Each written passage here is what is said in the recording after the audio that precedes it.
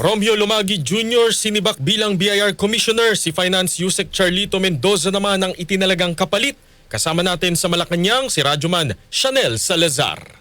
Sinibak ni Pangulong Ferdinand Marcos Jr. si Romeo Lumagi Jr. bilang Commissioner ng Bureau of Internal Revenue. Kasabay nito, itinalaga naman ng Pangulo si Finance Undersecretary Charlito Martin Rada Mendoza bilang kanyang kapalit. Batay sa dokumentong inilabas ng Malacanang nitong November 12, 2025, si Mendoza ay formal na hinirang bilang BIR Commissioner sa ilalim ng Department of Finance alinsunod sa umiiral na batas. Sa appointment letter na pirmado ni Pangulong Marcos, inatasan si Mendoza na agad gampanan ang kanyang tungkulin at magsumite ng kopya ng kanyang oath of office sa Office of the President at Civil Service Commission. Sa ngayon, wala pang inilalabas na pahayag ang palasyo hinggil sa dahilan ng pagkakatanggal ni Lumagi bilang Commissioner ng BIR. Kasama mo sa DZXL RMN Manila, Radyoman Chanel Salazar, Tatak RMN.